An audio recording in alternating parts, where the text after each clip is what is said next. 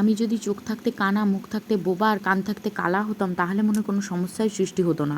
কথাটা বললাম কারণ আজকাল আমার পিঠ সমালোচনা একটু বেশি হচ্ছে, মানে আমার পিছন থেকে মানুষ একটু বেশি কথা বলছে। এটার কারণ ওই একটাই, আমি কারো যদি দোষ দেখি মুখের উপরে একটু বেশি বড় ছোট জ্ঞান না করে বলে ফেলি। কেউ যদি ভুল করছে দেখি তার মুখের উপরে আমি বলে দিই।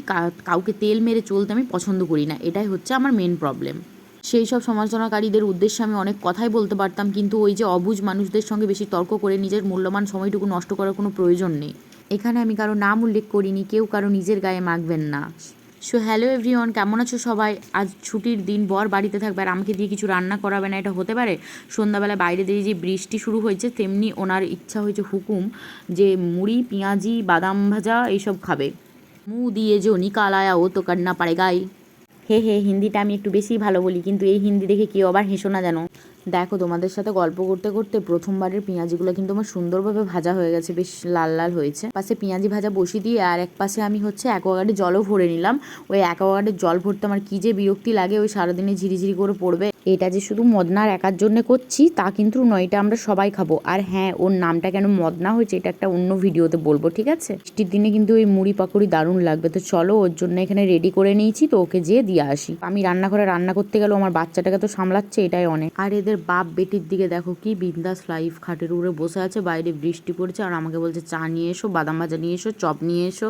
এখানে আমি বাদামটাও ভেজে নিচ্ছি, ও খাইনি তো কি হয়েছে, আমি তো খাবো। এখানে আমার মা লক্ষ্মী একা একা খেলছে।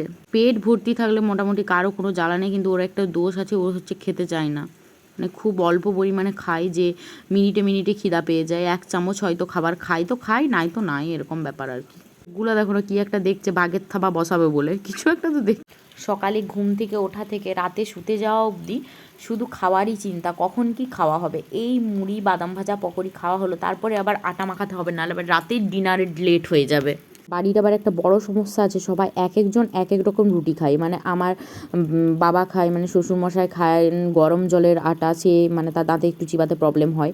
আর আমার মেয়ে খাবে, আর আমার বর খাবে ঠান্ডা জলের রুটি।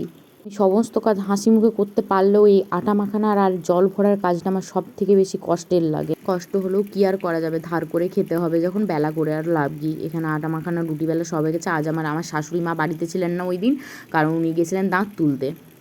আমার নিজের রুটি বেলা দেখে নিজেই আমি ইমপ্রেস হয়ে যাচ্ছি, কারণ আমাকে দেখে মনে হচ্ছে আমি ঘোরতর একদম সংসারী হয়ে উঠেছি। কি সুন্দর গোল গোল রুটি হয়েছে, শুধু দেখতে গোল গোল নয়, প্রতিটা রুটি কিন্তু গোল গোলভাবে ফুলেওছে। যাই হোক, রুটির কাজ কমপ্লিট হয়ে গেল। এবারে করতে হবে রুটি খাবে কি দিয়ে তার ঝামেলা। বলছি না, সকাল থেকে রাত অবধি ওই রান্না করতে করতে আমার চলে যায়।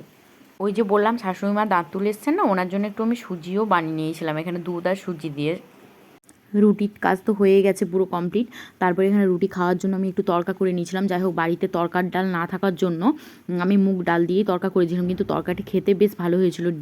যেরকম তড়কা মশলা যা যা মশলা দেয়, পেঁয়াজ আদা রসুন সেই সব দিয়েই, টমেটো ডিম সব কিছু দিয়ে করেছিলাম, বাট খেতে খুব সুন্দরই হয়েছিল। না তড়কার ডাল না থাকা, শুধু মুগ ডাল দিয়েও খেতে খুব ভালো লাগছিল। এখানে আমার তড়কা পুরোপুরি রেডি। তো আজ এই অবধি, দেখা হচ্ছে অন্য কোনো ভিডিওতে। ততক্ষণ সবাই ভালো থাকবেন, সুস্থ থাকবেন, নিজেদের খেয়াল রাখবেন। বাই বাই গাইস, ভালো থাকবেন।